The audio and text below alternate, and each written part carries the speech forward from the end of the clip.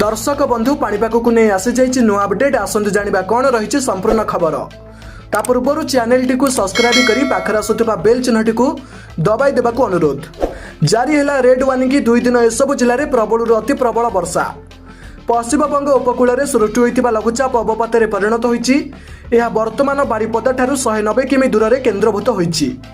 आगामी 24 घंटा भितर यह उत्तर पश्चिम दिगरे गति करने सहित पश्चिमबंग दे झारखंड मुहां होबार संभावना रही जहाँ प्रभाव में प्रबल अति प्रबल वर्षा होबार संभावना रही। विशेषकर केउंझर सुंदरगढ़ जिले में प्रबल अति प्रबल वर्षा होबार संभावना रही। एने भुवनेश्वर आंचलिक पाणीपाग केन्द्र सतर्क सूचना जारी करिछि। भुवनेश्वर आंचलिक पाणीपाग केन्द्र जारी करिथिबा बुलेटिन अनुसार आज सकाळ 8:30 पर्यंत सुंदरगढ़ केउंझर जिले में प्रबल अति प्रबल वर्षा होबार संभावना रही। एई दुई जिले में 20 सेमी अधिक वर्षा होबार संभावना रही। सेथिपाई एई दुई जिला को रेड वार्निंग जारी करा जाइछि। सेहीपरि कटक जाजपुर ढेंकानाल अनुगुल संबलपुर देवगढ़ झारसुगुड़ा बरगढ़ भद्रक बालेश्वर मयूरभंज जिले में केतेक स्थान में प्रबल वर्षा होबार संभावना रही।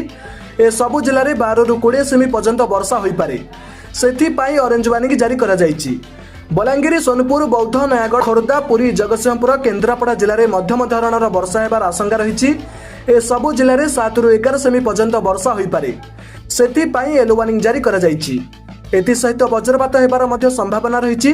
सेहीपरि आसंता काली संबलपुर बरगढ़ झारसुगुड़ा सुंदरगढ़ जिले में केतेक जिले में प्रबल अति प्रबल वर्षा होबार संभावना रही। ए सबु जिले में 12 ରୁ 20 सेमी पर्यंत वर्षा हो पारे सेथिपाई ऑरेंज वार्निंग जारी करा जाइछि। ठीक सेहीपरि नुआपड़ा बलांगीर सोनपुर बौद्ध अनुगुल केउंझर देवगढ़ मयूरभंज बालेश्वर में प्रबल वर्षा होबार संभावना रही। ए सबु जिले में 7 ରୁ 11 सेमी पर्यंत वर्षा हो पारे सेथिपाई ए सबु जिला को येलो वार्निंग जारी करिछि पाणीपाग विभाग।